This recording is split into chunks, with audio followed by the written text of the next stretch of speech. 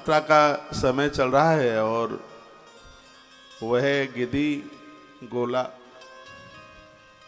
कहीं इसको गट्ट भी बोलते हैं। हाँ, यहाँ भी बोलते हैं क्या? अच्छा, गट्टी ही बोलते हैं। अच्छा, यहाँ कलावा को खमली बोलते हैं, खमली। भाई को पाई बोलते हैं, भा पा में बदलता है। है? इधर को इत्थे और उसको उत्थे। अच्छा, पंजाबी है, बढ़िया, अच्छी है। हमें बोलना नहीं आता, सुनने में तो अच्छी लगती ही है, बट बढ़िया लगती है।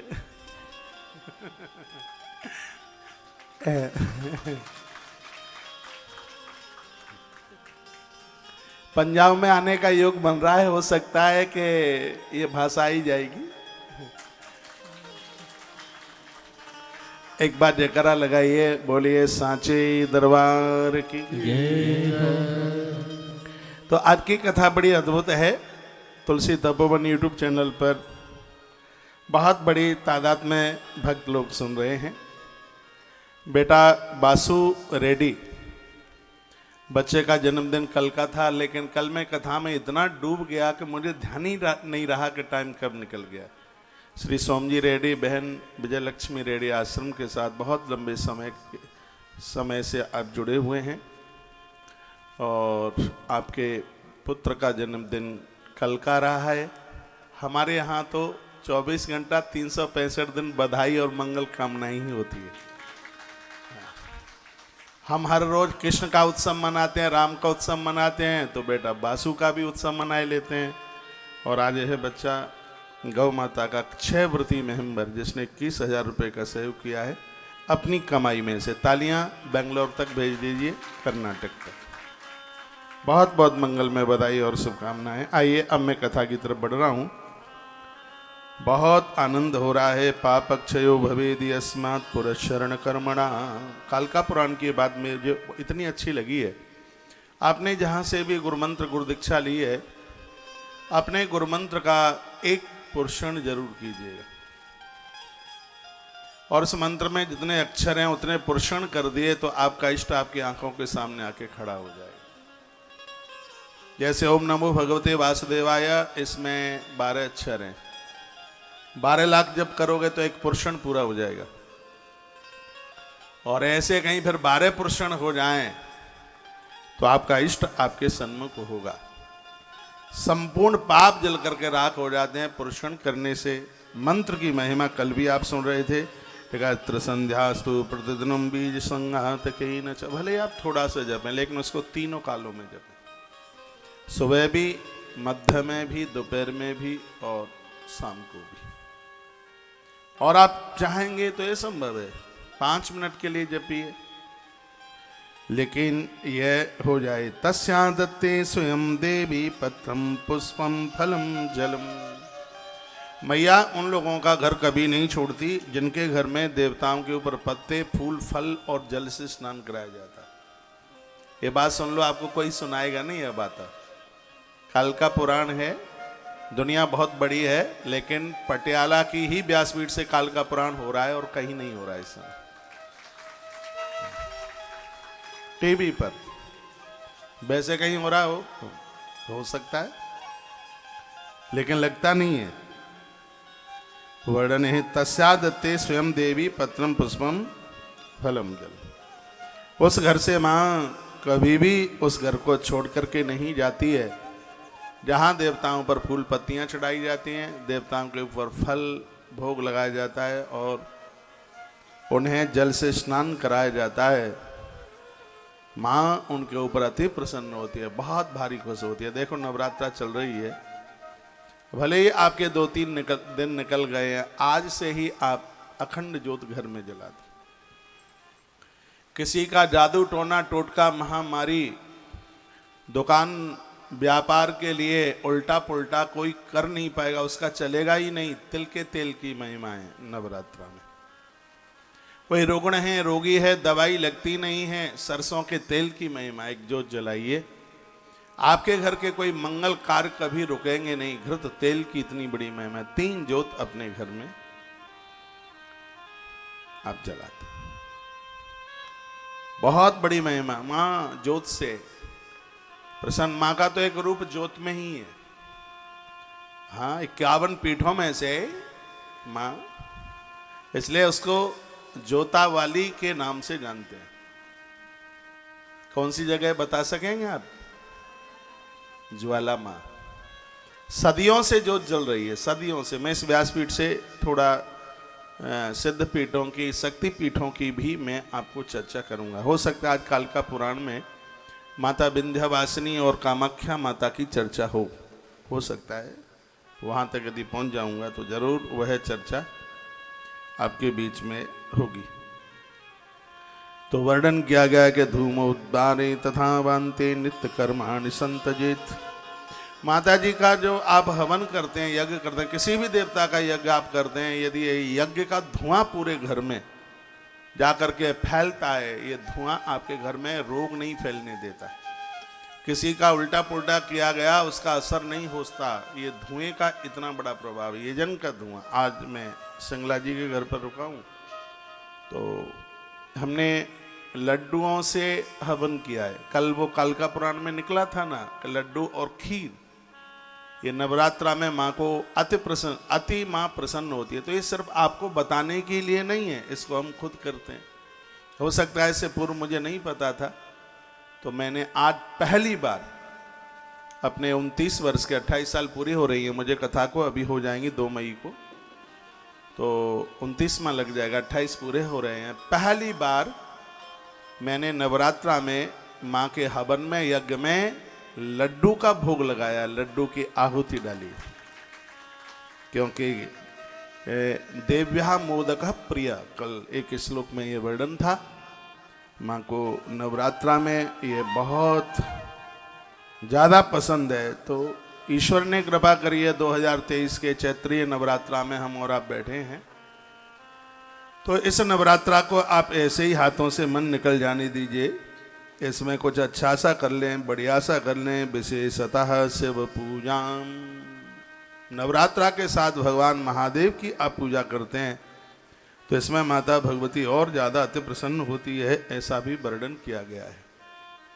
तो शंकर जी की पूजा, कोई भी, आज गणगौर है, राजस्थान में बहुत मनाते हैं, पंजाब का तो मुझे पता नहीं है। गणगौर में गणेश जी और शिवा और शिव, पार्वती माता और भगवान भोलेनाथ और भगवान गणेश, इनकी पूजा होती है। गणगौर की भारी महिमा है। राजस्थान और राजस्थान से जुड़े हुए जितने भी इलाके हैं, वहाँ गणगौर को बहुत माना जाता है। एक बार जयकारा लगाइए, बोल भक्त वत्सल भगवान की जय हो। भगवान शंकर कहते हैं, हे भैरव, जिस समय माँ की पूजा की जा रही हो, जगदम्बा की पूजा की जा रही हो, तो उसकी पीठ पूरब में हो और मुख पश्चिम में हो। ये बहुत जरूरी बात है। कल मैंने बोला था एक डायरी बनाइए और उसको लिख लीजिए, द्वारा से ध्यान नहीं रहेगा। बेस कम करके बोलिए, खुल दे भाई। पूजा जब आप स्थापना करते हैं नवरात्रा में, तो आपका जो मुख है पूजन में उत्तर की तरफ हो, दक्षिण की तरफ नहीं, उत्तर की तरफ। ऐसे मान लिया जाए यह है पूरब, तो माँ का मुख ऐसे पश्चिम में। हम कहाँ बैठे, हमारी पीठ हो दक्षिण में और हमारा मुंह हो उत्तर में। तो उसकी बड़ी महिमा है। ये भगवान से बता रहे हैं, कहते हैं, वो कहते हैं कि ब्रह्म यज्ञ रोज करे, नित्य करे। जो लोग स्त्रियों की निंदा करते हैं उन्हें पूजा का कोई फल नहीं मिलता। स्त्रियों की, नारी की निंदा करते हैं, चाहे भले ही वो आप भी क्यों ना करें निंदा। हो सकता है कि आप अपनी सास माँ की करती हो निंदा, हो सकता है आप अपनी बहू की निंदा करती हो। जो राजा की निंदा करता है, गुरु की निंदा करता है, स्त्री की निंदा करता है, हरि और हर की निंदा करता है, गुरुजनों की निंदा करता है, उसको किए गए सत्कर्म का कोई फल प्राप्त नहीं होता। इसलिए हम निंदक न बने बिल्कुल भी। नारी की भी निंदा बिल्कुल भी ठीक नहीं है, ऐसा वर्णन किया गया है। नित्य कर्मानुष्ठान, नित्य अपने अनुष्ठान को जारी रखें। वर्णन क्या है कि जो आसन जला हुआ है, जो आसन फटा हुआ है, ऐसे आसन पर बैठ करके साधना न की जाए। कितनी बढ़िया बढ़िया बातें कही हैं। जो जला हुआ है या फट गया है उसको, आसन को धोया नहीं जाता, समय आने पर उसको बदल दिया जाता है। भगवान के कपड़े भी धोए नहीं जाते, उनको फिर बदल दिया जाता है कुछ समय के बाद में। भगवान के वस्त्र नहीं धोइए, वो अलौकिक हैं, वो पहनाने से कभी वो गंदे होते ही नहीं हैं। हाँ, थोड़े मैले हो सकते हैं लेकिन वो गंदे नहीं हो सकते। तो जब तक उनको आप पहना रहे हैं उन्हें पहनाइए, जब वो पहनाने के लायक नहीं है फिर उनको इकट्ठा कर लीजिए, किसी नदी में उनको विसर्जित कर दीजिए। ऐसे कहीं मंडाली है जहाँ जिनके, ये मैं पूरा कालिका पुराण से बोल रहा हूँ, इसमें बहुत अद्भुत कर्मकांड का वर्णन है। इसमें पूजा का जो आसन है वो भी धोया नहीं जाता, उसमें किसी का पाम पड़ गया है उसको, तो उस आसन को सूर्य की किरणें दिखा दीजिएगा। किसी ऋतुकाल में किसी नारी की छाया पड़ गई है, उसका हाथ लग गया है, तो सूर्य भगवान की किरणें उसके ऊपर पड़ने से वो शुद्ध हो जाता है, वो पवित्र हो जाता है। लेकिन वो फट गया है, वो जल गया है, वो साधना के बिल्कुल लायक है ही नहीं। वर्णन है कि जिस धरती पर यदि किसी ने मलमूत्र का विसर्जन किया है और वो पूजा की जगह है, तो गैया के गोबर के लीपने से ही वो स्थान पवित्र हो जाता है, शुद्ध हो जाता है। ऐसा वर्णन गैया का गोबर। और शायद आपको पता हो, यहाँ पर माताएं बैठी होंगी, पता होगा आपको, जब पहले बच्चे टॉयलेट कर लेते थे तो थोड़ा सा गोबर ला करके, उस कच्ची जमीनें होती थी उसको ऐसे लीप दिया जाता था। तो यहाँ बड़ा अच्छा वर्णन है कि गौ माता के गोबर के द्वारा भूमि शुद्ध हो जाती है। जिस स्थान पर आपने भोजन किया है वो स्थान भी अशुद्ध माना जाता है, अपवित्र माना जाता है। फिर क्या करें, उस पर पानी के छींटे लगा करके उस पर पोंछा लगा दें। आजकल तो फर्श चलता है तो पानी के छींटे। आपने शायद देखा हो ग्रामीण इलाके में आज भी होता है, जहां लोग भोजन करते हैं भंडारे में पंगत हो जाती है और जब पत्तलें उठा ली जाती हैं तो तब तक उस स्थान पर दूसरे लोग भोजन करने के लिए नहीं बैठते जब तक पानी के छींटे उसके ऊपर नहीं लगा दिए जाते। तो यहाँ वर्णन किया गया है कि जल के द्वारा वो स्थान पवित्र हो जाता है। किसी ऐसी जगह पर आप बैठ रहे हैं जो आपके लिए नई जगह है, तो इसमें वर्णन है कि वहाँ जल के छींटे लगा करके फिर वहाँ पर अपना आसन लगाइए, फिर वहाँ पर फिर आप बैठिएगा। पूजा का स्थान वहाँ भी रोज पोंछा लगाइए, उसको पावन कीजिए। मैंने पूर्व में भी बोला है, वो इसी ग्रंथ से मैंने बोला है कि घर की दो जगह ऐसी हैं जो सब जगह का झाड़ू वहाँ नहीं चलता। एक है आपकी रसोई और एक है आपका मंदिर। वैसे मंदिर में तो झाड़ू क्या, उसमें तो एक डंडे में कपड़ा बांधिए और उससे उसको साफ कीजिए। भगवान के सिंहासनों को मोर पंख से साफ कीजिए। मोर पंख घर में अति शुभ होता है, बच्चों को नजर नहीं लगती, टोना टोटका नहीं होता। बच्चों की सुखद और समृद्धि के लिए घर में मोर पंख को बहुत विशेष माना गया है। भगवान की आरती के लिए घर में चवर रखिए। एक भी घर ऐसा ना हो जिसके घर में शंख ना हो। शंख एक मुखी से लेके 5 मुखी तक आता है। शंख एक समृद्धि का प्रतीक है। जिसके घर में शंख होता है उसके घर में गूंगे बहरे बच्चे जन्म नहीं लेते। गर्भिणी नारी शंख का जल, शंख में रात को जल भर दे और सुबह उसको आचमन के रूप में ले। मैंने बहुत बार निवेदन किया है, ब्रह्म पुराण में भी वर्णन है। चंदन का जल, असली हो चंदन, उसको पानी में भिगो दे, गंगा जल में भिगो दे। गर्भिणी नारी उस जल को ले, उसका बेटा स्वस्थ होगा, तंदुरुस्त होगा और रूपवान होगा। उसी प्रकार से शंख में भरा हुआ गंगा जल गर्भिणी नारी को दिया जाता है। इससे मूक संतान जन्म नहीं लेती, गूंगी संतान जन्म नहीं लेती। उस शंख का इतना बड़ा प्रभाव है। तुतले बच्चों को शंख का जल पिला देते हैं तो उनकी वाणी खुल जाती है। जो इस शंख का जल लिया जाता है वो दक्षिणी शंख होता है, जिसका ऊपर से मुंह बंद होता है, यानी जो भगवान को पूजा करने वाला शंख है। जैसे शंख को मुंह से बजाया जाता है, उस शंख में जल भरकर कभी देवी देवताओं को नहलाया नहीं जाता। शंख से सिर्फ एक ही देव नहलाया जाता है जो भगवान विष्णु के प्रतीक में है। राम है, कृष्ण है, सालराम भगवान है और भगवान विष्णु हैं। उनको शंख के द्वारा उनको स्नान कराया जाता है। भगवान महादेव के ऊपर शंख से नहीं नहलाया जाता, उनको श्रृंगी के द्वारा स्नान कराया जाता है। ऐसा हमारे ग्रंथों के अंतर्गत वर्णन किया गया। गुलाब जल बाल्टी में उसका जल, उसका रस डालकर, उसका इत्र डालकर हर देवता का अभिषेक होता है। ऐसा भी वर्णन किया गया। वर्णन किया है कि टूटे फूटे पात्रों को रसोई में न लें, टूटे फूटे पात्रों को बिल्कुल भगवान की पूजा में न लें, उसको भगवान की पूजा से बिल्कुल अलग कर दीजिएगा। टूटे फूटे बर्तन से भगवान को अर्घ न दें, ऐसा भगवान शंकर भैरवों को बता रहे हैं। वर्णन किया गया है, कहा गया है, लिखा दिग्भागे तो कौबीरी दिक्षवा प्रतिदायिनी। वर्णन है कि माँ भगवती उत्तर दिशा दिग्भागे तो कौबेरी दिक्षवा प्रतिदायिनी, माता को उत्तर दिशा की तरफ मुंह करके पुजारी पूजा करता है, इससे माता प्रसन्न होती है। उत्तर मुखी होकर के माता चंडिका का पूजन करे। समझ में ना आवे तो भी सुन लीजिए, वैसे समझ में आ जाएगा। बड़ी अद्भुत बातें कही हैं। तस्मा तन्मुख आसीन पूजे चंडिका सना, पुष्पम चक्रम सम्मिश्रा विशीर्णम भगनमृत गते। कीड़ा लगे हुए, पानी में डूबे हुए, धरती पर गिर गया है, या जिसको चूहे ने अपना मुंह लगा दिया है, ऐसे फूलों को त्याग देना चाहिए। वह फूल देवताओं के ऊपर न चढ़ाए। माली के घर में तोड़ करके रखा गया फूल कभी बासी नहीं होता, और आपके घर में एक दिन पहले फूल आ गया है उसको बासा माना जाता है। लेकिन माली के घर पर जो फूल तोड़ करके रख लिया गया है उसको बासा माना नहीं गया है। उसको इदम शिवाया परमम मनोहरम करोति योनेत तदीय पूजनम सवांक्षतार्थम संवाप चंडिका ग्रहम प्रियातः नचरेण भैरव।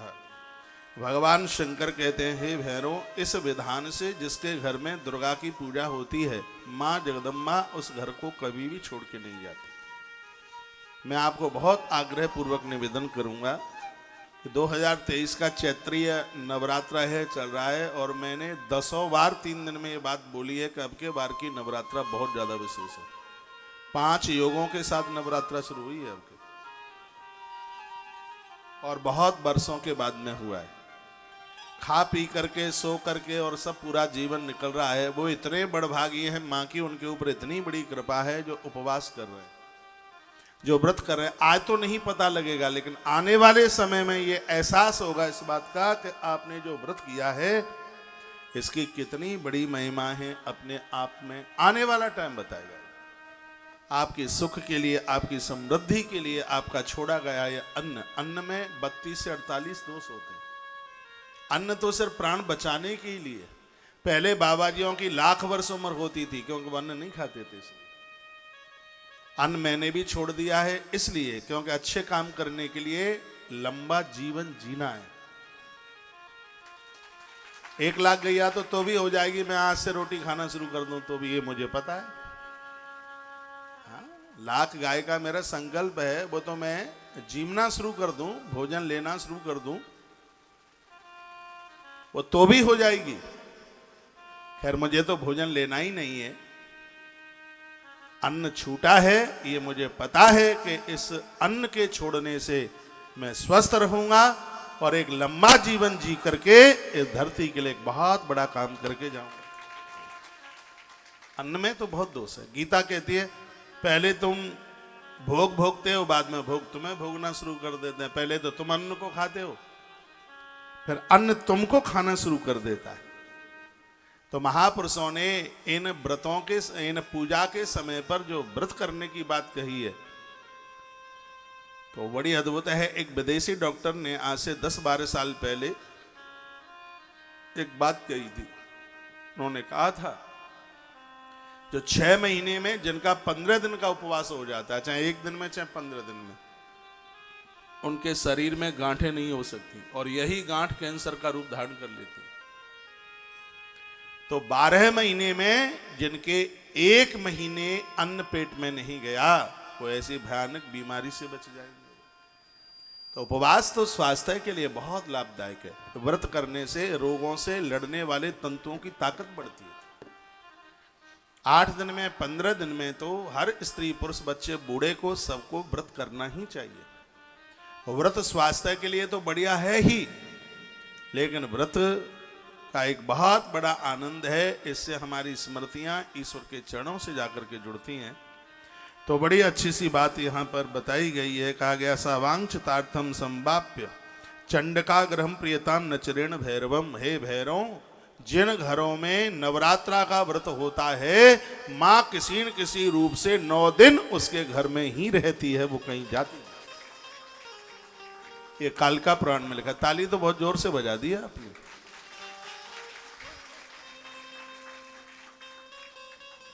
वर्णने सवांक्षितार्थम समवाप्य चंडका ग्रहम प्रियातान चरेण भैरव। ये भैरव, जिसके घर में, पूरे घर में कोई एक व्यक्ति भी नवरात्रा का व्रत कर रहा है, तो मैया किसी न किसी रूप से 9 दिवस के लिए उसके घर में है, उसके घर से नहीं कहीं जा सकती बात। यह नवरात्रा की इतनी बड़ी महिमा है। अंतःसृष्टम पदास्पृष्टम इतने न परिवर्जयेत।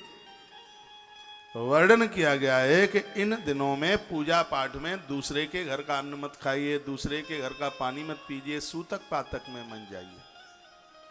किसी की मृत्यु हो गई है, उठावनी हुई है, आप अनुष्ठान में बैठे हैं, आपने व्रत किया है, आपने उपवास किया है, तो इन दिनों में जाना वर्जित है। मुझे भटिंडा जाना था इन्हीं दिनों के बीच में, है तो ज्यादा दूर, लेकिन जाना था। लेकिन मैं नहीं जा पा रहा हूं क्योंकि वहां किसी की मृत्यु हुई है और मैं अनुष्ठान में बैठा हूं, तो उसमें जाना संभव नहीं हो सकता। जैसे नियम मेरे लिए है, वैसे ही नियम आप सबके लिए। इस बात को, अरे जिस बात को स्वयं भगवान शिव कह रहे हैं, भगवान शंकर कह रहे हैं, तो बात तो वो मान लेनी ही चाहिए। वैसे तो यह कहा गया है कि इस अनुष्ठान के बीच में फलियार भी जो आप बनाते अपने हाथों से बनाए। सूतक पातक जिनके घर में है, जो अशुद्धि में है, ऐसे लोगों को तो अनुष्ठानी लोगों के सन्मुख आना ही नहीं चाहिए, नहीं तो उन्हें अपराध लग जाएगा। वर्णन किया गया। द्वितीय सतुवर्णस्य चंडिका योगिनी मतः। देखो अब यहां कवच का वर्णन किया जा रहा है, इसको थोड़ा सुन लें। दुर्गा कवच, माता रानी के 6 अंग हैं। दुर्गा सप्तशती में, मार्कंडेय पुराण में, कालिका पुराण में उसका वर्णन है। मेरे सामने कालिका पुराण रखा है, एक बार फिर इसका दर्शन कर लो। इसी में से मैं आपको निवेदन कर रहा हूं। इसमें कुछ कवच की विशेष महिमा का वर्णन किया है, जो मैं पहली बार आपके बीच में सुना रहा हूं, सुन लीजिए। 6 अंग हैं मां के, 3 कवच, अर्गला स्तोत्र और कीलक, और 3 है रहस्य। इन 6 से मां भगवती जगदम्बा अति प्रसन्न होती है। तो भगवान शिव कवच के बारे में बता रहे हैं। अस्य मंत्रस्य कवचम शृणु बेताल वैरवम। बेताल और आ गए, भैरव और बेताल, बेताल और आ गए श्रोता। वैष्णवी तंत्र संज्ञस्य वैष्णव्याश विशेषता। बताया गया है कि जो कवच का पाठ करता है, इससे माते प्रसन्न होती है। काल के गाल में व्यक्ति सुरक्षित रहता है। कवच की इतनी बड़ी महिमाएं। तत्र मंत्रादक्षरम तु वासुदेव स्वरूप धृक। जो दुर्गा कवच का पाठ करते हैं, भगवान नारायण अपना सुदर्शन चक्र लेकर के खड़े रहते हैं उसकी रक्षा में। ये देखो लिखा है इसमें। जो दुर्गा कवच का पाठ करते हैं, जैसे कोई राम रक्षा स्तोत्र का पाठ करता है तो हनुमान जी अपनी गदा लेके खड़े रहते हैं वहां। जो दुर्गा कवच का पाठ करते हैं, भगवान नारायण अपना चक्र लेकर के वहां खड़े रहते हैं। वर्णन किया गया है। तत्र मंत्राक्षरम तु वासुदेव स्वरूप। भगवान वासुदेव किसी न किसी रूप से उनकी रक्षा में वहां खड़े रहते हैं। कवच माता जी के 9 नामों से ही आरंभ होता है। प्रथमम शैलपुत्री च, द्वितीयम ब्रह्मचारिणी। ये तो दुर्गा सप्तशती का श्लोक है, लेकिन इसके श्लोक कुछ और है। प्रथमम योगिनी पूर्ववर्णस्य शैलपुत्री प्रकीर्तिता। इसके श्लोक दूसरी तरफ से। माता का पहला रूप है शैलपुत्री। शैलपुत्री नारी के 9 रूप हैं। मैं ये निवेदन करके आगे चलूंगा। नारी के 9 रूप हैं। सबसे पहले तो पिता की बेटी है शैलपुत्री। दूसरी वो ब्रह्मचारिणी, बेटी से थोड़ी सी बड़ी थैला लेकर पढ़ने को जाती है, ब्रह्मचारिणी। कार्तिक स्नान करती है, पूजा पाठ भी उसने शुरू कर दिए, ब्रह्मचारिणी। उसके बाद में तृतीय चंद्र घंटेती नारी का तीसरा रूप है। जब वो विवाह के योग्य होती है उस समय उसके चेहरे पर बड़ी रौनक होती है, बड़ी दमक होती है, बड़ी चमक होती है। तब माता पिता को लगता है कि अब हमारी कन्या विवाह के लायक हो गई है। इसका नाम चंद्र घंटा होता है। उस समय चंद्र देवता पूरा रूप उस बेटी को दे देते हैं। इसलिए वर्णन किया है कि जो बेटियां चंद्रमा की पूजा करती हैं, चंद्रदेव इतने प्रसन्न होते हैं, एक तो बेटी को शीतल बना देते हैं और सुंदर बना देते हैं। इसलिए पूर्णिमा का जो व्रत है ये नारियों के लिए, मातृशक्ति के लिए। चंद्रमा की कृपा से शीतलता और सुंदरता ये दोनों चीजें मिलती हैं। एक बेटी को सहज, सुंदर और होशियार, ये तीनों का होना बहुत ज्यादा जरूरी है। बेटी सुंदर नहीं है, सहज सरल नहीं है, होशियार नहीं है, तो उसके विवाह में बड़ी दिक्कतें चल के आती हैं। उसका होशियार भी होना जरूरी है, घर की बात कोई बार न गए, उसका सहज सरल होना भी और उसका सुंदर भी होना जरूरी है। जिस समय पार्वती का जन्म हुआ तो हिमाचल पर्वत ने पूछा नारद जी को कि हमारी बेटी कैसी है, बताइए आप, हमारी कन्या कैसी है। तो वो क्या जवाब देते हैं कि सुंदर सहज सुशील सयानी, सुंदर सहज सुशील सयानी, नाम उमा अंबिका भवानी। सुंदर सहज सुशील सयानी, सुंदर सहज सुशील सयानी, नाम उमा अंबिका भवानी। सुंदर सहज सुशील सयानी, नाम उमा अंबिका भवानी। सुंदर सहज सुशील सयानी, सुंदर सहज सुशील सयानी, नाम उमा अंबिका भवानी। सुंदर सहज सुशील सयानी, नाम उमा अंबिका भवानी। बेटी का सुंदर होना जरूरी है, उसका सरल, उसका चरित्रवान और उसका होशियार होना बहुत ज्यादा जरूरी है। तो माता का जो तीसरा रूप है वो चंद्र घंटा, चंद्रमा की तरह वो शीतल होती है और चंद्रमा को बताया जाता है बहुत सुंदर है। और बेटियां, मैं यह निवेदन करूंगा, जो भी कोई स्त्री पुरुष कोई भी माता रानी के तीसरे दिन का व्रत करते हैं, तीसरे दिन की उपासना करते हैं, वो सरल हो जाते हैं, वो क्रोध को जीत लेते हैं। आनंद की बात है, दुश्मन उनके सामने परास्त हो जाते हैं। अड़ोसी पड़ोसी से दुश्मनी है, बोलचाल बंद है और ज्यादा दिक्कत देता है, ज्यादा परेशान करता है, तो यह माता रानी का जो तीसरा दिन है, चंद्र घंटा, जो आज का दिन है, एक नारी का ये तीसरा रूप है। कल चौथा दिन होगा, चौथे दिन में कुष्मांडा माता, कुष्मांडा ये विवाह के बाद में जब नारी गर्भ में संतान धारण करती है, तब अंड गर्भ में, अंड मीन्स गर्भ में जब वो संतान धारण करती है, तब नारी का चौथा रूप है कुष्मांडा। और फिर है स्कंद मातेती, स्कंद माता यानी कार्तिकेय और गणेश की माता। ये नारी का पांचवा रूप है। जब उसको माँ के नाम से पुकारा जाता है तब वो माँ हो जाती है। कुष्मांडा में तो वो पत्नी है, अभी संतान आई नहीं है, अभी संतान गर्भ में, चंद्र घंटा तक वो बेटी रहती है और उसके तत्पश्चात फिर वो पत्नी हो जाती है नारी। गर्भ में संतान आती है, जब बच्चा जन्म ले लेता है तब उसका नाम होता है स्कंध माता। तृतीयम चंद्र घंटेति कुष्मांडेति चतुर्थकम पंचम स्कंद मातेति स्कंद माता, और षष्टम कात्यायनीति च। जब बच्चे बदमाशी करते हैं ना, उद्दंडता करते हैं, तब वो डंडा लेकर के चलती है, फिर पीछे डांटती है, फटकारती है। पति भी परेशान करता है, गृहस्थी कैसे चलाए, वो सामान लेके ही नहीं आता, उधर बच्चे नाक में दम करते हैं, उस समय वो कात्यायनी बन जाती है, महिषासुरमर्दिनी, और डांटती है, वो फटकारती है, कात्यायनी। षष्टम कात्यायनीति च।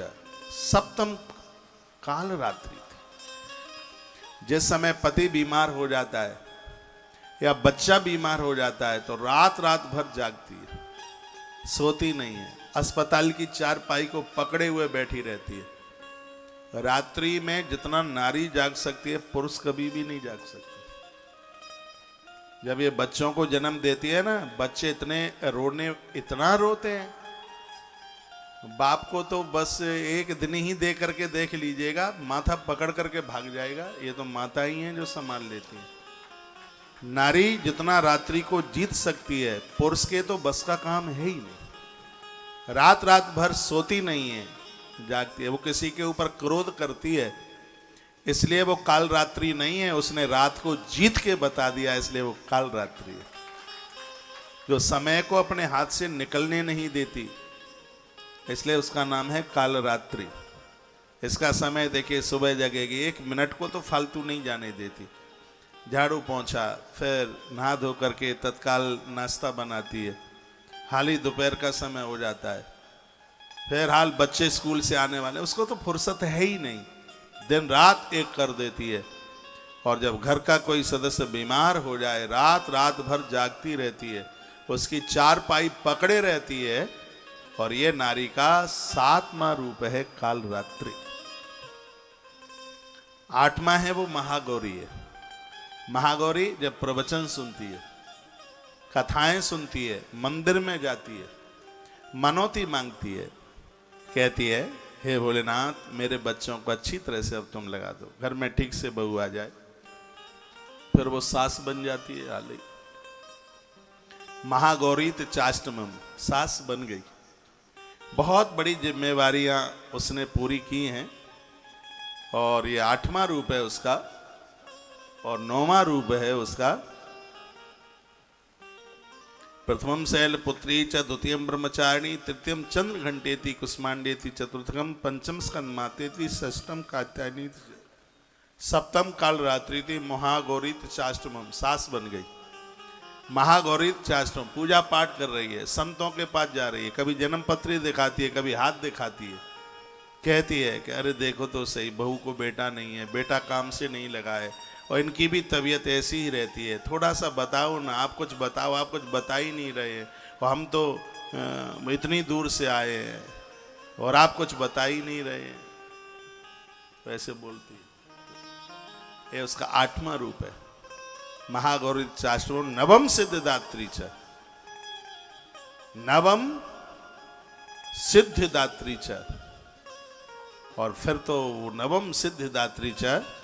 और जब वह नारी अपने घर में इस तरीके का जीवन जीती है, तब वो परिवार को आशीर्वाद देने के, मैं इसलिए तो बहनों को कहना चाहता हूं कि तुम्हारी बूढ़ी डोकरियां कर कर पूजा आराधना ये सिद्धिदात्री बन गई हैं। साधना करते करते इनके पास में वो आशीर्वाद है, वो भगवान के पास भी नहीं है। जब वो बुजुर्ग है, माता रानी का एक रूप है, बिल्कुल वृद्धा है, बिल्कुल वो बूढ़ी है, इनका आशीर्वाद लीजिएगा। और तत्पश्चात माता का जो 9वां रूप है नारी का, वो अपने लिए कुछ भी नहीं करती और उसका प्रस्थान का समय चल करके आ जाता। पूरा जीवन उसका ऐसे ही चला गया। द्वितीयस्य तु वर्णस्य चंडका योगिनी मताः, दूसरे में वो ब्रह्मचारिणी चंद्र घंटा, तृतीयस्य कुष्मांडो तत्परस्य च। इसमें पूरा वर्णन किया गया है। जो नवरात्रा के 9 दिन व्रत करता है, उपवास करता है, तो कालका पुराण के इस दुर्गा कवच में लिखा है कि सोहमेव महादेवी देवी रूपस्य शक्तमान, अस्य वैष्णवी तंत्र कवचस्य नारद से अनुच्छंद। नारद जी ने इस कवच को गाया है और इसमें भगवान शंकर कहते हैं कि जो नवरात्रा करने वाले लोग हैं, मैं महादेव उनका संग एक क्षण के लिए नहीं छोड़ता। ये भगवान शंकर इस दुर्गा कवच का वर्णन करते समय भैरव के सामने बोल रहे हैं।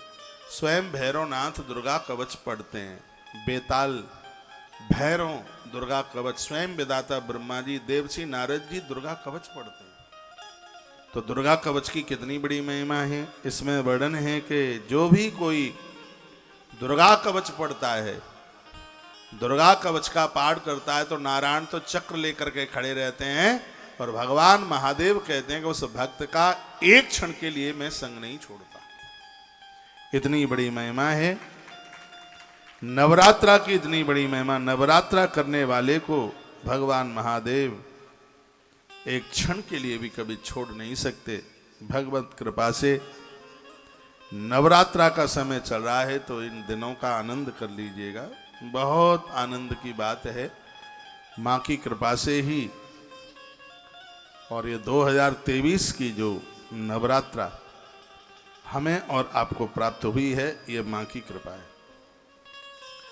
सकृदयस्तु पठेदत कवचम मय कोदितम। भगवान महादेव कहते हैं मेरे द्वारा गाया गया कवच जो एक बार भी पढ़ लेता है वह संपूर्ण। बेटियां और सुन लो, 10 मिनट तुम्हारे मतलब की बात आ रही है, हाँ सुन लो, अच्छा घर मिलेगा।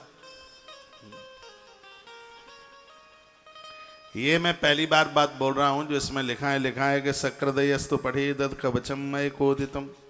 जरूरी काम हो तो बेटा जा सकते हो, पढ़ने जाना हो, हाँ जाके मोबाइल चलाना है, सोना है तो मन जाना, बिल्कुल पढ़ने जाना है, स्कूल जाना है तो जा सकते हो। ये बात मुझे बड़ी मलूक लगी है। सकृदयस्तु पठेदत कवचम मय कोदितम सा सर्व यज्ञ फलम लभते नात्र संशय। इसमें लिखा है जो लोग दुर्गा कवच का नित्य पाठ करते हैं उनको संपूर्ण यज्ञ करने का फल रोजाना प्राप्त होता है, ऐसा भगवान महादेव कह रहे हैं। यह महिमा कालिका पुराण में वर्णित की गई है। लिखा है स सर्व यज्ञस्य फलम लभते नात्र संशय। इसमें बिल्कुल संशय वाली बात नहीं है। जो दुर्गा कवच का पाठ करते हैं, मैं थोड़ा दुर्गा सप्तशती में से दुर्गा कवच निकालूं।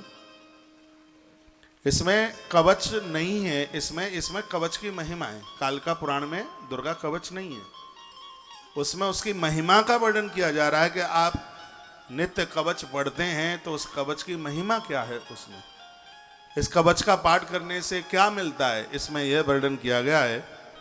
तो वर्णन किया सकृदयस्तु पठेदत कवचम मय कोदितम। आचार्य जी लिख लेना, मुझे ध्यान नहीं रहेगा बाद में। इसमें लिखा है कि सकृदयस्तु पठेदत कवचम मय कोदितम। जो लोग नित्य, ये नहीं कि आज कर लिया फिर 6 महीना बाद करें, जो नित्य दुर्गा कवच का पाठ करते हैं तो सा सर्व यज्ञस फलम लभते नात्र संशय। भगवान महादेव कहते हैं हे भैरव, इसमें बिल्कुल संशय वाली बात नहीं है। उन लोगों को, चाहे स्त्री हो पुरुष, उनको संपूर्ण यज्ञ करने का फल रोजाना प्राप्त होता है जो नित्य दुर्गा कवच का पाठ करते हैं। कवच की इतनी बड़ी महिमा है। भगवान शिव तो यहां तक कहते हैं, दुर्गा सप्तशती में वर्णन है कि पदम एकम न गच्छेतु यदि इच्छेत शुभमात्मना। घर से एक कदम भी बाहर आप यात्रा के लिए जा रहे हैं तो बिना कवच किए मन जाइए। कवचेनावृतो नित्यम यत्र यत्रैव गच्छति। जहां जहां आप जाते हैं आपको सफलता मिल जाएगी। आपके बच्चे ट्रेनिंग में जा रहे हैं, पहली बार जॉब के लिए जा रहे हैं, या नौकरी टटोलने के लिए जा रहे हैं, आपका पति या बेटा कारोबार के लिए, व्यापार के लिए जा रहा है, तो इसमें वर्णन है कि यदि आप घर से दिया जला करके दुर्गा कवच का पाठ करके आप जाते हैं तो आपको आपके कार्य में सफलता मिल जाएगी। वर्णन यदि अपने शरीर का भला चाहते हैं, इसमें तो भगवान महादेव कहते हैं कि जो लोग अपने शरीर का भला चाहते हैं तो वह मनुष्य बिना कवच के कहीं एक पग भी न जाए, कवच का पाठ करके ही यात्रा करे, ऐसा वर्णन है। कवचेनावृतो नित्यम यत्र यत्रैव गच्छति। जहां जहां आप जा रहे हैं, कहीं भी जा रहे हैं, दुर्गा कवच का पाठ करके जाएं। आज इतना मेला ठेला, इतनी गाड़ियां, पता नहीं कब क्या हो जाए मालूम नहीं। एक मैं नारायण कवच का मंत्र आपके बीच में बोलूंगा। जैसे आप अपनी स्कूटर पर, बाइक पर या गाड़ी पर जहां भी आप बैठते हैं, आप यह बोलिए ओम विष्णवे नमः 5 बार। ओम विष्णवे नमः, ओम विष्णवे नमः, ओम विष्णवे नमः, ओम विष्णवे नमः, ओम विष्णवे नमः। ये नारायण कवच का मंत्र है। ये काल के गाल में से हमारी रक्षा करता है। आप वाहन पर बैठे हैं उससे पहले 5 बार नारायण कवच के इस मंत्र का उच्चारण करें। व्यक्ति काल के गाल में सुरक्षित रहेगा, आपकी गाड़ी सुरक्षित रहेगी, हम और आप सुरक्षित रहेंगे। एक बार क्या हुआ, बात पुरानी है, राजस्थान में एक जगह पड़ती है सादुलपुर, डिस्ट्रिक्ट चूरू में। यहाँ कोई राजस्थान के बैठे हों, आप उधर जाते हो सालासर की तरफ, तो हिसार से एक रास्ता जाता है। हाँ, तो एक बार क्या हुआ, 800 गाड़ी होती थी, पुरानी बात है। तो हम वृंदावन से पहले ये रास्ता होता था फरीदाबाद होकर के, और ये बहादुरगढ़ से निकल करके ये रोहतक वाली सड़क पकड़ी, और गाड़ी अचानक ऐसी पलटी खाई कि गाड़ी खंदी में गिर गई।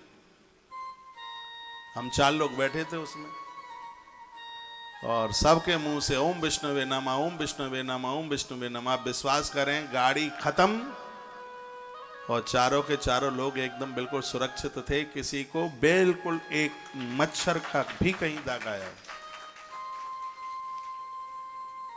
2002 में हमने सुकताल में कथा करी। उससे पहले मैं आगरा के पास में कोई एक जगह थी यूपी में, वहाँ कथा करके मैं उधर पहुँचा। तो नारायण भागवत की कथा थी, उसमें मैंने कुछ नारायण कवच का व्याख्यान किया। नारायण कवच बड़ा अद्भुत है, और नारायण कवच का ही मंत्र है ओम विष्णवे नमः। तो मैंने वहाँ बोला होगा कि लोगों की जीवन सुरक्षा के लिए शायद ये बीमा वाले उतनी सुरक्षा न दे पाएँ, उससे ज़्यादा सुरक्षा ये नारायण कवच का मंत्र। हाँ, बीमा वाले पैसा दे देंगे जीवन थोड़े ही दे देंगे, लेकिन नारायण कवच का तो जो मंत्र है भैया, ये पैसा भी देता है और ये श्वासें भी देता है। ये इसकी महिमा है, ये इसकी विशेषता है। तो मैं बोल के चला गया सुकताल कथा के लिए। अभी उसको 8 दिन भी नहीं हुआ, किसी बच्चे की माँ को बिजली ने पकड़ लिया। वो गर्मी का टाइम था,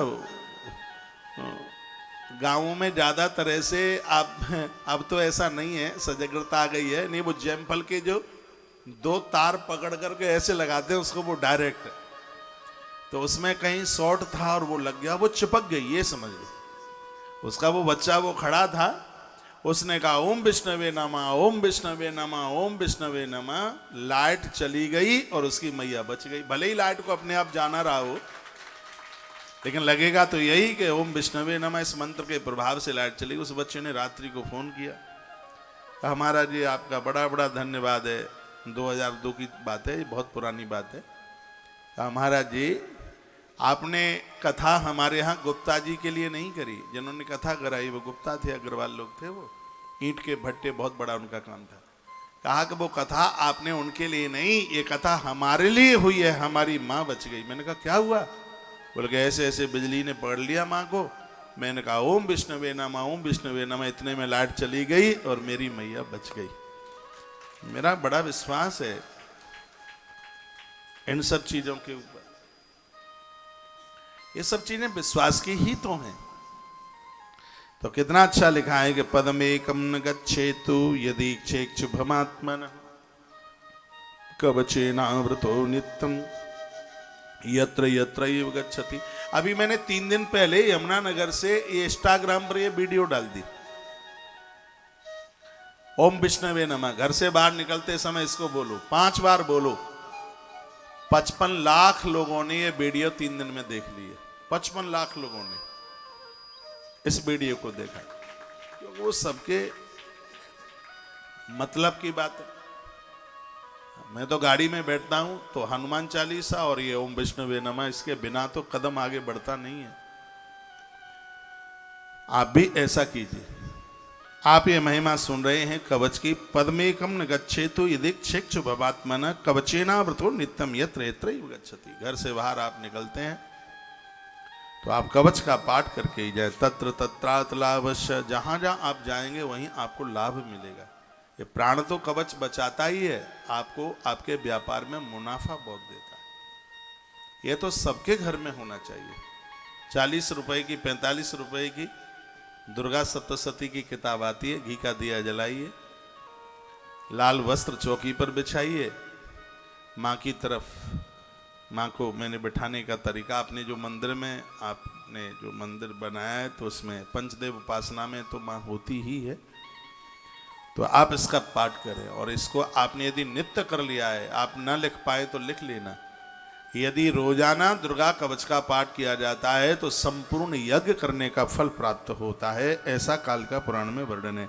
सा सर्व यज्ञस्य फलम लभते नात्र संशय, इसमें बिल्कुल भी संशय नहीं है। इसमें संपूर्ण यज्ञ, जितने भी यज्ञ कर्म कांड में वेद में जितने भी यज्ञ बनाए हैं, सभी यज्ञ करने का, भैया मैं तो नहीं छोड़ूंगा आज से अब कवच बिल्कुल ही। खैर मैं तो आज भी करके आया हूं, अब नहीं छोड़ना कवच, क्योंकि कवच का पाठ करने से संपूर्ण यजन संपूर्ण यज्ञ करने का फल प्राप्त होता है। इस देश में जितना भी मेरा श्रोता होगा, जितना भी मेरा भगत जगत होगा, शिष्य और शिष्याएं होंगी, मैं उन सबको निवेदन करना चाहूंगा कि अपने जीवन को बहुत आनंद से भरने के लिए आज से ही, कल से नहीं, आज से ही अपने घर में दुर्गा कवच का पाठ आरंभ कर दीजिए।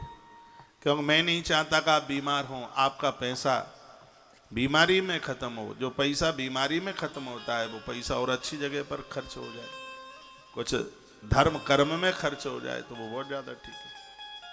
एक बार कहीं किसी हॉस्पिटल में गया, स्थिति वहाँ की देखी, कोई बीमार था बहुत ज़्यादा। मैंने कहा अपना अनुभव कुछ बताओगे? तो उन्होंने कहा महाराज जी मेरा अनुभव ये है कि यदि किसी को कोई गलती होती है तो उसको जेल में नहीं, उसको अस्पताल में ले जा करके पटक दो। बोलते कि इस अस्पताल से बड़ी और कोई जेल नहीं हो सकती, मैं इतना कष्ट में हूँ हॉस्पिटल में। भगवान करे बीमार तो किसी को करे ही नहीं, रुग्ण ना बने कोई। तो उसके लिए दुर्गा कवच धरती का वरदान है, और इसको आप महापुरुषों के कहने से करते हैं तो इसका और ज्यादा प्रभाव है। तो मेरी व्यासपीठ बोल रही, मेरी बात मत मानो, मेरी व्यासपीठ की बात तो मान लो। इसको विनियोग छोड़ करके पहले आचमन करें, आसन लगाएं, विनियोग छोड़े, और उसके तत्पश्चात फिर इसको आप करें। लिखा है तत्र तत्रार्थ लाभस्य, जिधर जिधर आप जाएंगे वहां वहां आपको लाभ मिलेगा। जिनके बच्चे मिलिट्री में हैं, फौज में हैं, जब वो अपनी ड्यूटी पर जाते हैं तो दुर्गा कवच का पाठ करके जाए, विजय सारो कामिका, वो अपनी बंदूक राइफल लेकर जिधर निकल जाएंगे दुश्मन की छाती चीर देंगे, उनको विजय मिलेगी, उनको कोई पराजित नहीं कर सकता। यह दुर्गा कवच का प्रभाव है। जिस जगह पर दुर्गा कवच होता है वहां पर बीमारियां नहीं फैलती। हम लोगों ने कोरोना काल में बहुत दुर्गा कवच का पाठ किया। यम यम चिंतते कामम तम तम प्राप्नोति निश्चितम। भगत जैसा चिंतन करेगा, जैसा सोचेगा, उसको वैसी ही फलश्रुति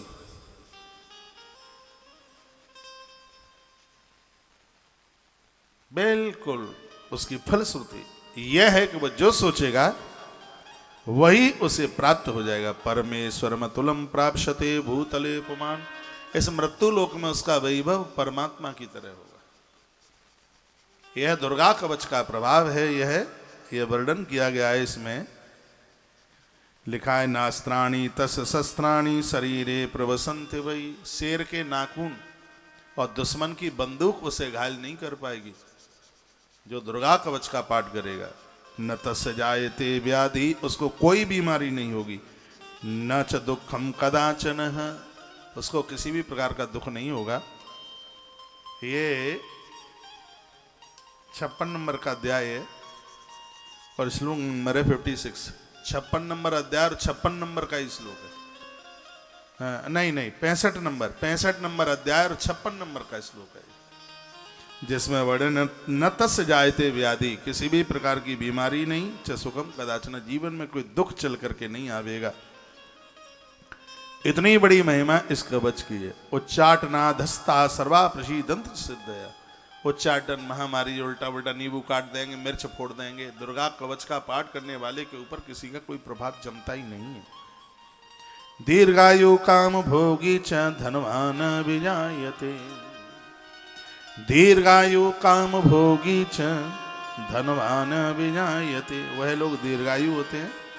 काम भोगी का मतलब इच्छानुसार मांग रखने वाले, उनकी वो पूरी हो जाती हैं और मृत्यु के बाद में वह धनी परिवार में जन्म लेते हैं। धनवान भी जायते, अगला जो जन्म होता है उनका धनवान घर में उनका जन्म होता है। यह इसकी बहुत बड़ी महिमा है, बहुत ज्यादा महिमा यह है दुर्गा कवच की।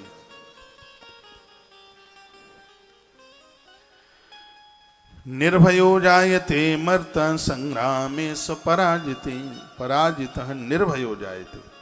दुर्गा कवच का पाठ करने वाले लोग निर्भय हो जाते हैं। वह जिस जिस अविष्ट वस्तु का चिंतन करते वो मिल जाता है। पृथ्वी पर निश्चय ही वो निर्भय होकर के घूमते। कवच से सुरक्षित मनुष्य निर्भय हो जाता है, युद्ध में उसकी पराजय नहीं होती।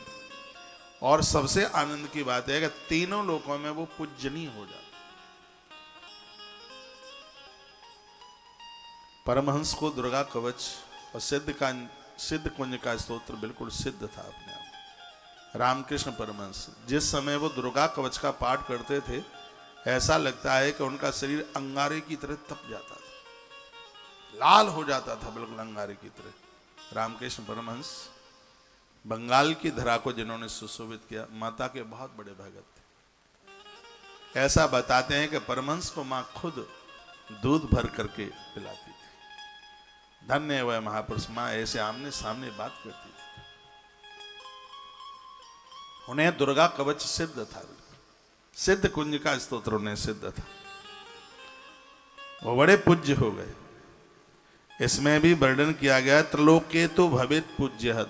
जो दुर्गा कवच का पाठ करेगा दुश्मन भी उसकी बड़ाई करेगा, पूजा करेगा। दुर्गा कवच की यह महिमा है, पूज्य हो जाएगा, पूरी धरा पर वो पूज्य हो जाएगा। देवी का यह कवच देवताओं के लिए भी अति दुर्लभ है। लिखा इदम तो देव्या कवचम देवा नाम अपि दुर्लभ। यह देवताओं के लिए भी अति दुर्लभ है यह कवच। जो प्रतिदिन नियम पूर्वक तीनों संध्याओं में श्रद्धा के साथ इसका पाठ करता है, उसे देवी कला प्राप्त हो जाती है। वह मनुष्य का मस्तिष्क पढ़ लेता है, ऐसा कालिका पुराण में लिखा है। इनके दिमाग में चल क्या रहा है। दुर्गा कवच यदि किसी को सिद्ध हो जाए, एक महात्मा जी हुए हैं, डिस्ट्रिक्ट झुंझुनू में है, इस आश्रम का नाम है बसई। आजकल रामेश्वर बाबा, रामेश्वर दास बाबा, इनका स्थान मैंने देखा है, मैंने दर्शन किया है। डिस्ट्रिक्ट झुंझुनू में पड़ता है स्थान। रामेश्वर बाबा, रामेश्वर धाम बना हुआ है। इन्हें दुर्गा कवच सिद्ध था। बताते हैं कि कोई व्यक्ति आता, लोगों ने परीक्षा ली कि आज तो हम बाबा से जलेबी का प्रसाद मांगेंगे, और लोग बोल नहीं पाते थे। तब तक तो वो यह बोल देते, अच्छा अच्छा आज तो जलेबी खाने के मन से आया है। वहां जलेबी बनती नहीं और बाबा जलेबी परोस देते थे। बहुत सिद्ध थे अपने आप में। तो दुर्गा कवच की तो आज भी ऐसे महापुरुष महात्माएं हैं जिनको भगवान प्रत्यक्ष रूप से बात करते हैं। उन्हें दुनियादारी से कोई मतलब नहीं है। वो जगत कल्याण, धरती कल्याण के लिए अपनी श्वासों को जी रहे। दुर्गा कवच की इतनी बड़ी महिमा है। देखा, जीवेद वर्ष तम सागरम अप मृत्यु विवर्जिता। 100 साल से पहले तो दुनिया छोड़ के जाएगा ही नहीं। ये वरदान है दुर्गा कवच का इस कलयुग में। आनंद की बात है कि उसकी अपमृत्यु यानी अकाल मृत्यु नहीं होगी उसकी। जो दुर्गा कवच का पाठ करेगा अकाल मृत्यु नहीं होगी। अपमृत्यु विवर्जिता यानी उसकी अकाल मृत्यु नहीं होगी। आपको पता है कभी कभी चेहरे पर वो फुंसी सी हो जाती हैं तो लोग कहते हैं माताएं निकल आई हैं। आप समझ रहे हैं मेरी लैंग्वेज, भाषा? पूरे चेहरे पर यदि इनको, बहुत लोग इनको नाखूनों से ऐसे उनको दौंचते रहते हैं, उनको फोड़ते रहते हैं। यही चेचक की बीमारी का रूप धारण कर लेता है और वो ऐसे गड्ढे से हो जाते हैं, बिल्कुल चेहरा बिल्कुल खुतरा खुतरा सा हो जाता है, इतना बेकार लगता है। तो इसमें यह वर्णन किया गया है कि यदि किसी को ये ऐसा कुछ हुआ है तो दुर्गा कवच के द्वारा वो तत्काल शांत हो जाए। उसको जिसको किसी को माताएं निकली हैं, दुर्गा कवच सुना दो उसे। एक कटोरी में जल भरो, दुर्गा कवच के 5-7 पाठ कर दो, फिर उसको आप पिला दो, तत्काल उसको जो माताएं निकली हैं वो शांत हो जाए। मैं श्लोक बोले देता हूं ना। नश्यन्ति व्याधया सर्वे लूथा विस्फोट कादया स्थावरम जंगमम चैव कृतम चापेदुषम अविचाराणि सर्वाणि मंत्र यंत्राणि भूतले भूचरा खुचरेशा इव जलजाशोपदेश का। मकरी चेचक दुर्गा कवच का पाठ करने वाले लोगों को जीवन में कभी कुष्ठ रोग नहीं हो सकता। यह इसका वरदान है। मकरी चेचक कुष्ठ आदि उसकी संपूर्ण व्याधियां नष्ट हो जाती हैं जो दुर्गा कवच का पाठ करते हैं। भांग, अफीम, धतूरा और विष इनका जहर नहीं चढ़ता।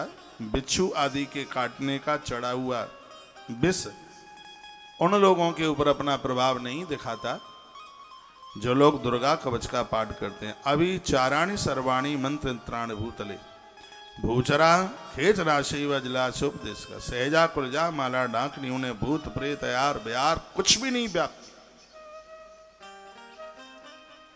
जो इस कवच का पाठ करते हैं, इस कवच के पाठ की इतनी बड़ी महिमा है। थोड़ा बगल में देख लो कितने लोग सो रहे हैं आपके बगल में। इस कथा में भी सोगे तो फिर जगोगे कहाँ। बोलिए भक्त वत्सल भगवान की जय हो, श्री हनुमान जी महाराज की जय हो। आप कितनी बढ़िया जगह पर रह रहे हैं। ऐसा लग रहा है कि पटियाला स्वर्ग से नीचे उतर के आया।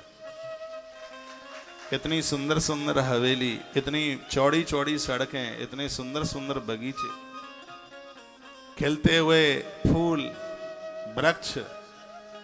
ऐसा लगता है कि कालका की धरती मणिद्वीप से उतर के आई है। 2 पंक्तियां समर्पित कर दें पटियाला को। इस धरती पर स्वर्ग से सुंदर है मां का दरबार। हम पर रहे बरसता यूं ही सदा तुम्हारा प्यार न रूठे, तुम्हारा प्यार न छूटे, कभी दरबार न छूटे। स्वर्ग मां भवानी कालका के लिए समर्पित करते हैं पटियाला की धरती से।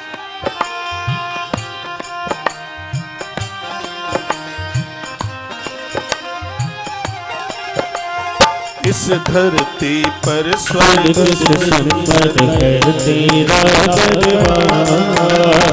इस धरती पर स्वर्ग से सुंदर है तेरा दरबार।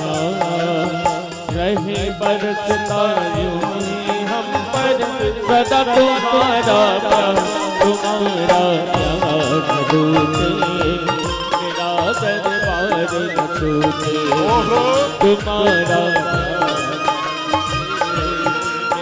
दरबार न छूटे। इस धरती पर स्वर्ग से सुंदर है तेरा दरबार। इस धरती पर स्वर्ग से सुंदर है तेरा दरबार।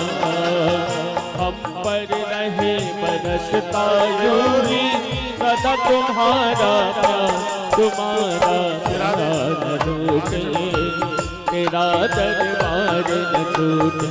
माँ तुम्हारा प्यार न रूठे, तेरा परिवार न छूटे।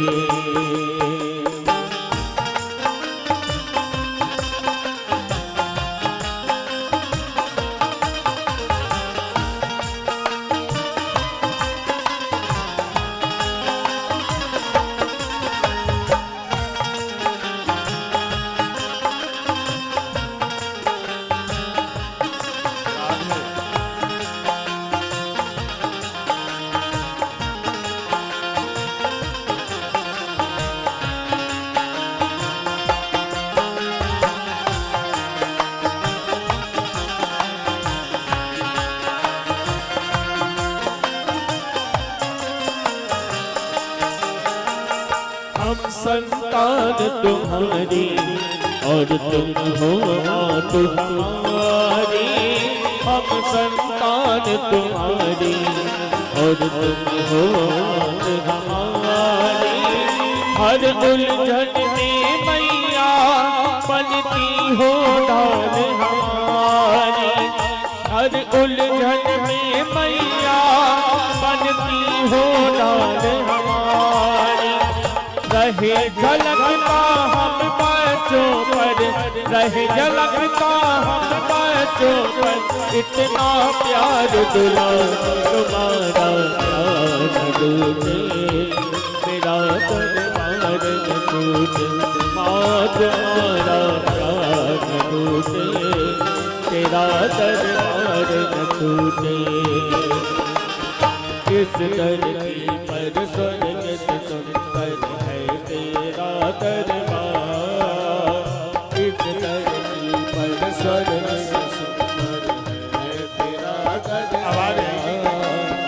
हम पर बसता यूं ही सदा तुम्हारा प्यार, तुम्हारा प्यार न टूटे मेरा दरबार न टूटे।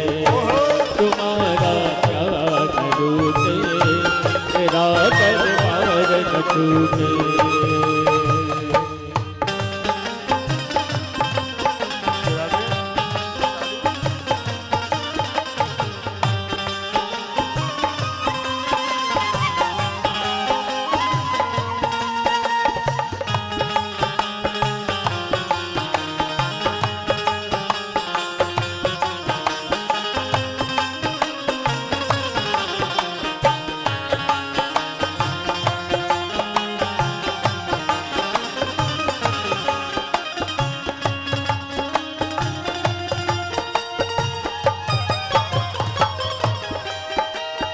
दे ऐसा वरदान मुझे माँ करता रहूं मेरी पूजा।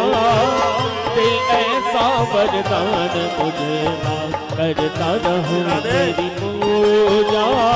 तेरी लगन के आगे सूझे मोह काम न दूजा। तेरी लगन के आगे सूझे मोह काम न दूजा।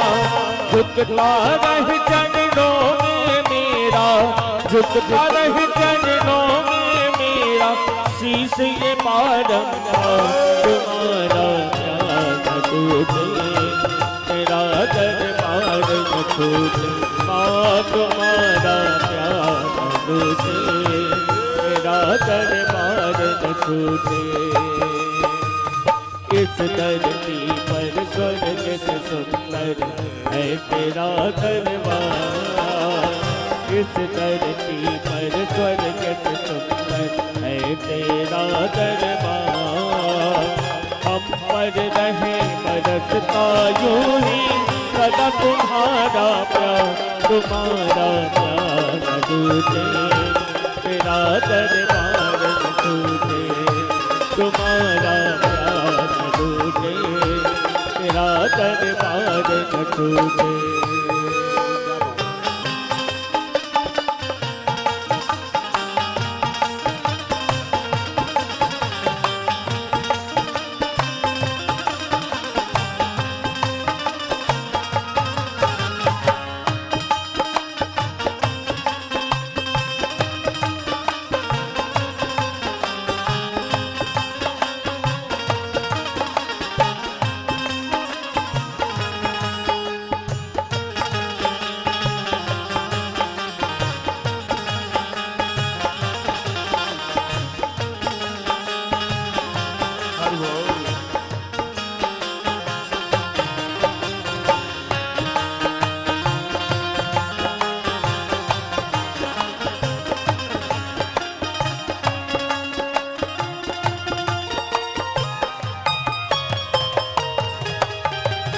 हम संतान तुम्हारी और तुम हो मात हमारी।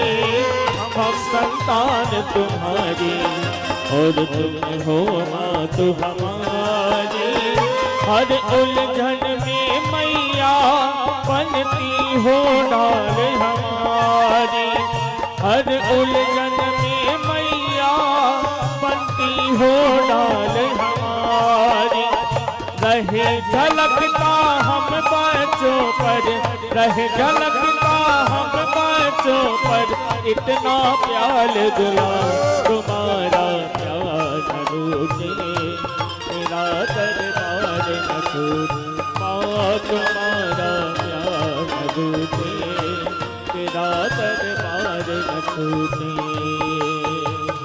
इस धरती पर स्वर्ग से सुंदर है तेरा दरबार। इस धरती पर स्वर्ग से सुंदर है तेरा दरबार। हम पर रहे बरसता यूं ही सदा तुम्हारा प्यार, तुम्हारा प्यार रूठे, तेरा दरबार न छूटे। माँ तुम्हारा प्यार तेरा दरबार न छूटे। माँ तुम्हारा प्यार रूठे, तेरा दरबार न छूटे। माँ तुम्हारा प्यार रूठे, सदा दरबार न छूटे। माँ तुम्हारा प्यार रूठे, तेरा परिवार न छूटे। माँ तुम्हारा प्यार रूठे, तेरा परिवार न छूटे। तुम्हारा प्यार रूठे, तेरा दरबार न छूटे। माँ तुम्हारा प्यार रूठे, तेरा दरबार न छूटे। माँ तुम्हारा प्यार रूठे, तेरा परिवार न छूटे। हे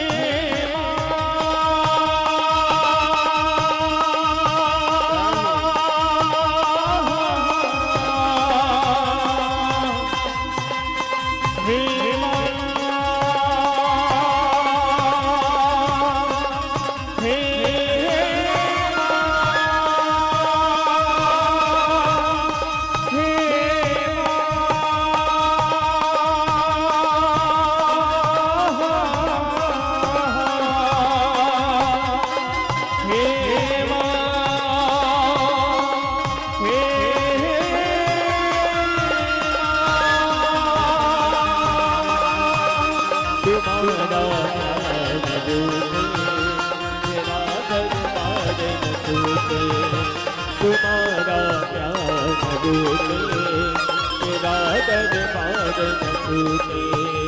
तुम्हारा प्यार रूठे, तेरा दरबार न छूटे। तुम्हारा प्यार रूठे, तेरा दरबार न छूटे। माँ तुम्हारा प्यार रूठे, तेरा दरबार न छूटे। सांचे दरबार की जय हो। श्री हनुमंत बलवंत महाराज की जय परम हो। कल्याणी गौ माता की जय नमः हो। पार्वती नमः पार्वती पतये हर हर हर हर महादेव। महादेव। जय जय श्री राधे श्री राधे श्री राधे।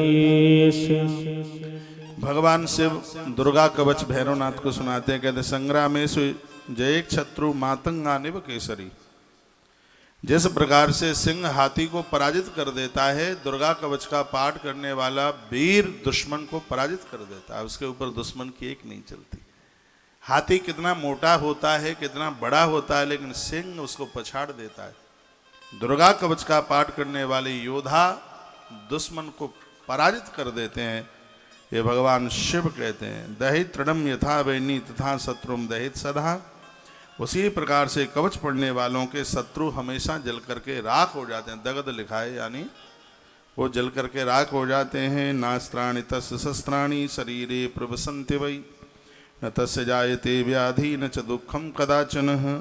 उसके देह में अस्त्र शस्त्र का प्रहार नहीं होता, उसे कोई व्याधि नहीं होती, वह कभी दुखी नहीं होता। जो दुर्गा कवच का पाठ करते हैं, माता रानी उन्हें दीर्घायु कर देती है। वायोरिव मतिस्तस्य भवे दन्यहि रवारिता। दुख आंधी की तरह आवे, परेशानियां आंधी तूफान की तरह आवे, लेकिन तो भी माँ का कवच पढ़ने वाले व्यक्ति के राह को, रास्ते को कोई रोक नहीं सकता। आप धर्म यात्रा में बहुत प्रश्न करते हैं, बहुत कुछ पूछते हैं, तो मैं आप कहना चाहूँगा 1000 प्रश्नों का समाधान है। नवरात्रा चल रही है, रोज करते रहें, अच्छी बात है, लेकिन 30 ना कर पाए रोज तो 30 तारीख तो कर ही लीजिए, मेरे निवेदन पर कर लीजिए। मेरे निवेदन पर ना करें तो भोलेनाथ के कहने पर कर लें। ये तो भगवान शिव कह रहे हैं, चाहे स्त्री हो चाहे पुरुष, संपूर्ण व्याधियां समाप्त उनकी हो जाती हैं जो दुर्गा कवच का पाठ करते हैं। अष्टम्याम संयतो भूता नवम्याम विदवक्षिवाम। अष्टमी को संयुक्त रहकर उपवास रहकर, अष्टमी को उपवास रहकर नवमी के दिन भगवती दुर्गा की सविधि पूजा पूर्वक आप दुर्गा कवच के साथ ही माँ का पूजन पूरा करें। जो देह में कवच का न्यास अगन्यास कर न्यास करके जो इसका पाठ करते हैं उसके फल श्रवण को सुनो, ऐसा भगवान महादेव कहते हैं जो अगन्यास करन्यास करके इस कवच का पाठ करते हैं, विनियोग छोड़ करके इसका पाठ करते हैं, वह व्यक्ति व्याधियों को जीतने वाला, शतायु, रूपवान, गुड़ी, धन रत्न से परिपूर्ण होता है। जो इसका विनियोग छोड़ करके अगन्यास करन्यास करके इसका पाठ करते हैं वह विद्यावान होता है। उसका दहन अग्नि भी आग में जल करके वो कभी मर नहीं सकते। जो दुर्गा कवच का पाठ करते हैं जल उन्हें डुबा नहीं सकता, वायु उनका कुछ नहीं बिगाड़ पाएगी, मांस भक्षी पशु पंक्षी के द्वारा भी वो मरेगा नहीं जो दुर्गा कवच पाठ करता है विनियोग छोड़कर। ये विनियोग छोड़ने की बात लिख लीजिए, याद में रखिए, स्पष्ट लिखा है इसमें। जो विनियोग है इसको आरंभ करने से पहले विनियोग छोड़ा जाता है, उसी की बात। न्यासों की भी बात कही गई है, न्यासों के द्वारा अंदर बाहर की शुद्धि हो जाती है, उसे शस्त्र छेद नहीं सकेगा, उसे सूर्य नारायण तप्त नहीं कर पाएगा। जो विनियोग छोड़कर न्यासों के साथ में इसका पाठ कर लेते हैं। शस्त्राणी नैनम छिदंती न तापयत भास्कर। शस्त्र छेद नहीं पाएगा, सूर्य उसको तप्त नहीं कर पाएगा, गर्म नहीं कर पाएगा। इतनी बड़ी महिमा है। न तस्य जायते विघ्नो नास्ति तस्य च संज्वरः। उसके कार्य में कभी विघ्न बाधा नहीं आ सकती। जो दुर्गा कवच का पाठ करते हैं ज्वर उनको कंपित नहीं कर सकता, छू नहीं सकता। जो दुर्गा कवच का पाठ करते हैं पिशाचा राक्षसा गण नायिका, पिशाच भूत प्रेत उनको कभी लग नहीं सकते। जो दुर्गा कवच का पाठ करते हैं उसके ऊपर कोई वशीकरण नहीं कर सकता। जो दुर्गा कवच का पाठ, आजकल वशीकरण बहुत ज़्यादा चल रहा है। इन बहनों ने तो कुंडल बेच दिए हैं वशीकरण में। काय के लिए? कि पति हमारे बस में हो जाए। एक मंत्र मुझसे भी आता है, मैं बताऊं पति कैसे बस में हो जाएगा? आप कहें तो बता दूं मैं, रुपया एक भी नहीं लगेगा। तो काय को वहाँ 11-11 हज़ार दे के आ जाते। मुझसे फ्री में ही ले जाओ मंत्र, वशीकरण। पति बस में हो जाएगा, चक्कर लगाएगा, आपकी परिक्रमा करेगा। और आप यही तो चाहती हैं कि बबलू का पापा चक्कर लगाए हमारा। माइक खोल भाई, बबलू के पापा की कथा चल रही है, माइक खोल। बता दूं मैं मंत्र? लिख लो, फिर मैं बता रहा हूं। लिखो लिखो, जल्दी लिखो। देखो पति कैसे बस में होता है। सास भी बस में हो जाएगी। सास के लिए लिख लो, चलो डोकरी बस में हो जाए। मंत्र यह है कि वशीकरण एक मंत्र है, तज दे बचन कठोर। एक सास और पति की बात नहीं कर रहा हूं, पूरी दुनिया आपके बस में हो जाएगी। आप कठोरता को आज ही छोड़ दीजिए। काहे को 11-11 हज़ार रुपया खर्च कर रहे हैं? वशीकरण एक मंत्र है, तज दे बचन कठोर। जो अंदर कठोरता भरी हुई है इसको निकाल दो, सब आपके होंगे। ईश्वर भी आपकी परिक्रमा करेगा। तो कितनी सुंदर बात कही है कि किसी का वशीकरण आपके ऊपर, किसी का तंत्र नहीं आपके ऊपर चलेगा। वैसे भी भगवान के भक्त के ऊपर तंत्र मंत्र कुछ नहीं किसी के चलते। तो अपनी आराधना में, अपनी पूजा में इसको जरूर जोड़िए। सबसे आनंद की बात है, न तस्य जायते विघ्नो। आपके कार्य में विघ्न नहीं आएगा।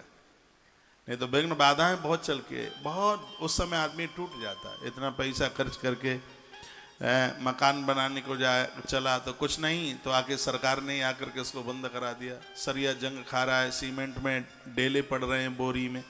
इतना खर्चा हो गया, इतना महंगा प्लॉट खरीदा है, और बीच में देखो बाधा आ गई, विघ्न आ गया। तो इसमें वर्णन है जो दुर्गा कवच का पाठ करते हैं, तूफान जैसी बाधा भी चल करके आती है तो उड़ करके निकल जाती है और आदमी को हिला नहीं पाती। ऐसा भगवान महादेव बोल रहे हैं, भैरवनाथ को कहते हैं कि दुर्गा कवच का पाठ न तस्य जायते विघ्न, किसी भी प्रकार का विघ्न नहीं आने देते। पिशाचाच राक्षसा, भूत प्रेत पिशाच कभी भी उनके ऊपर अपना प्रभाव नहीं दिखा सकते। सर्वे तस् वशम यान्ति भूत ग्रामा चतुर्वेदा, भूत प्रेत तो सब उसके बस में हो जाते हैं जो दुर्गा कवच का पाठ करता है। नित्यम पठति ये भक्ता कवचम हरि निर्मितम, वर्णन किए नारायण उसकी बड़ाई करते हैं जो दुर्गा कवच का पाठ रोज करते हैं।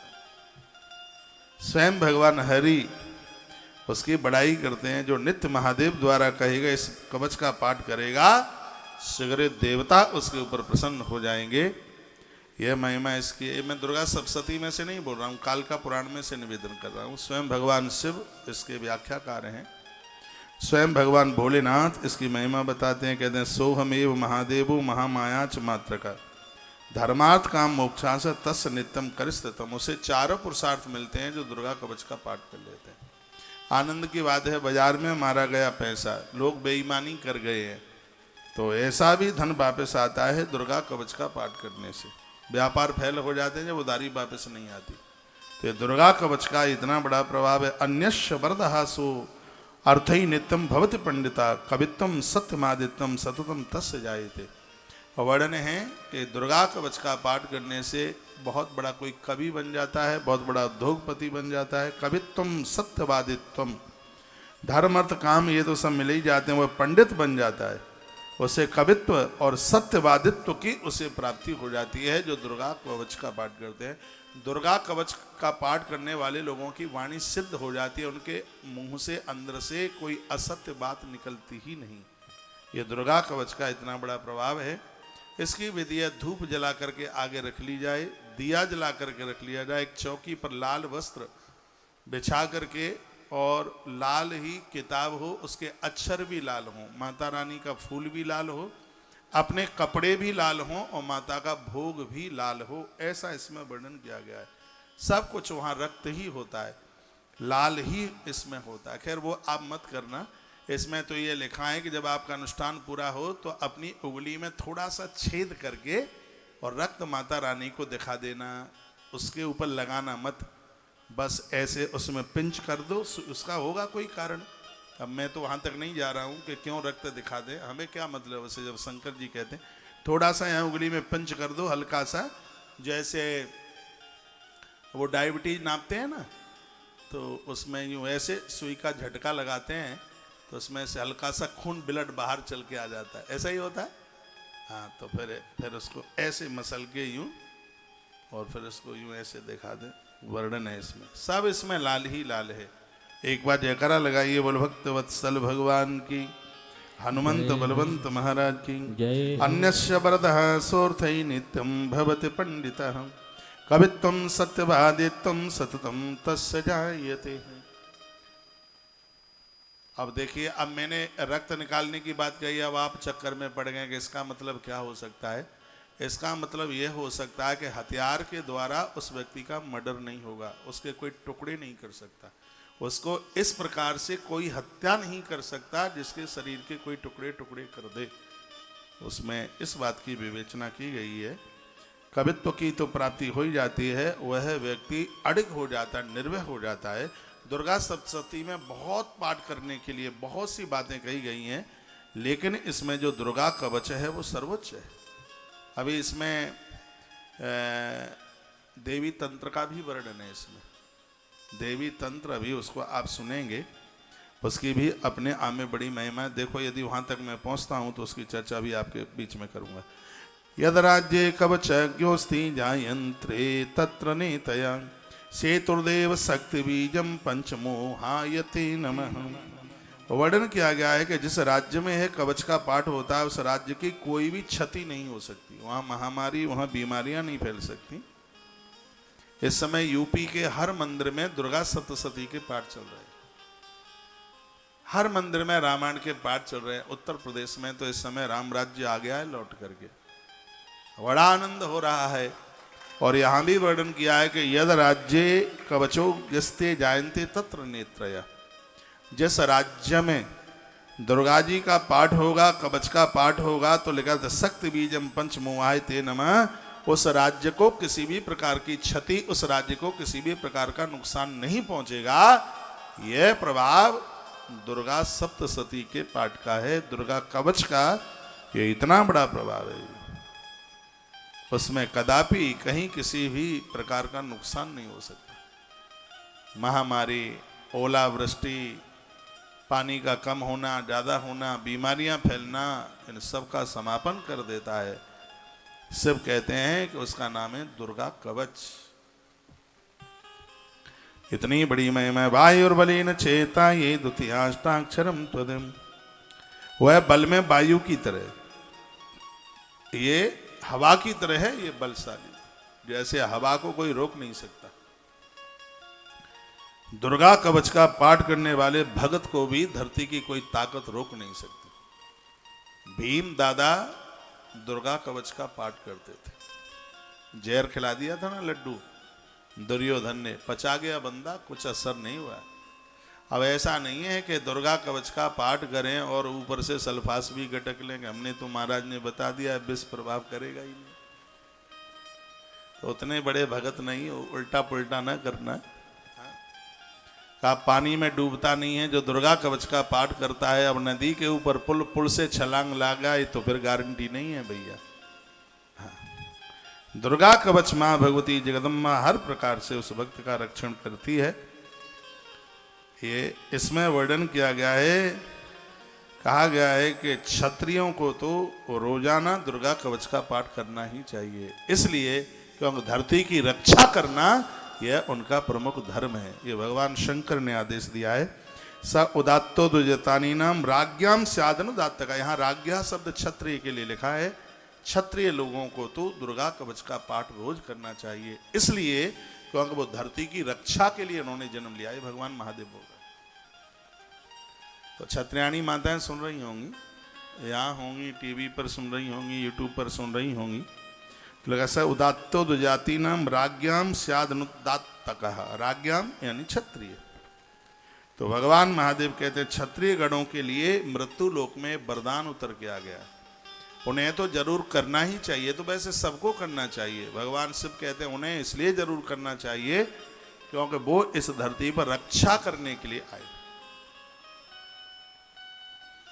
जो भी भाई बहन अपने बच्चों को मिलिट्री फौज में भेजना चाहते हैं और उनका सिलेक्शन नहीं हो पा रहा है, उनको दुर्गा कवच का पाठ शुरू करा दो। शंकर कहते हैं दुर्गा कवच का पाठ करने वाला व्यक्ति इस धरती का रक्षक बन जाता है,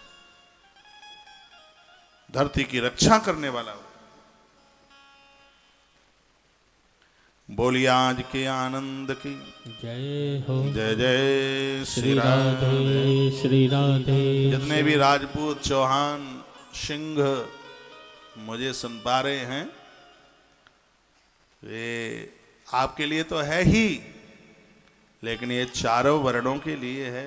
मैंने तो आज, अब मैं पढ़ रहा हूँ इसको, अब तो मुझे ऐसा लग रहा है कभी कभी बीच में छूट जाता है। इतनी पूजा पाठ इतना होता है, 5 घंटा लगता है। आज सुबह हम कितने जल्दी बैठे, 11 बजे आरती करी है, इतना समय लग जाता है। लेकिन कभी कभी इतनी व्यस्तता हो जाती है, अब इतने पाठों में से कौन कौन सा करे। लेकिन अब ये सोच रखा है कि दुर्गा कवच नहीं छोड़ेंगे, चाहिए कुछ भी नहीं तो फिर क्यों। इसलिए कि आज बस एक श्लोक सुन लिया है इसका, यूँ तो श्लोक मैंने बहुत यहाँ से बोल दी है, लेकिन एक श्लोक जिंदगी के अंतिम श्वास तक याद रखूंगा। वो ये है, जो दुर्गा कवच का पाठ करते हैं स सर्व यज्ञस्य फलम लभते नात्र संशया। इसमें कोई संशय नहीं है, उस व्यक्ति को संपूर्ण यज्ञ करने का फल प्राप्त होता है। तो दुर्गा कवच का पाठ करें। क्या ले आए?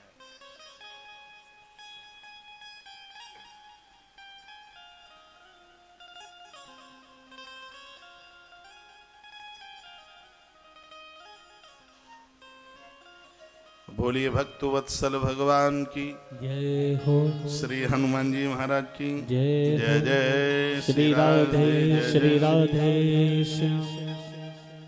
तो यदराज्ये कवचज्ञोस्ति जायन्ते तत्र नेतया सेतुर्देव शक्तबीजम पंचमोहायते नमः। जिस राज्य में ये माता रानी की पूजा होगी, जिस राज्य में नवरात्राएं मनाई जाएंगी, दुर्गा कवच दुर्गा सप्तशती के पाठ होंगे, माँ भगवती को वंदन पूजा जाएगा, उस राज्य में कभी जनहानि नहीं होगी, ऐसा वर्णन किया जा रहा है। उन लोगों को तो वायु भी नहीं रोक सकती, उनके लिए इतनी बड़ी ये प्रभावशाली बात बता दी गई है। तो जिस प्रकार से जल रुकावट पर भी टेढ़ा मेढ़ा होकर के आगे बढ़ ही जाता है, उसी प्रकार से दुर्गा कवच का पाठ करने वाले लोग अपना जीवन जीने के लिए अपना रास्ता प्रशस्त कर लेते हैं।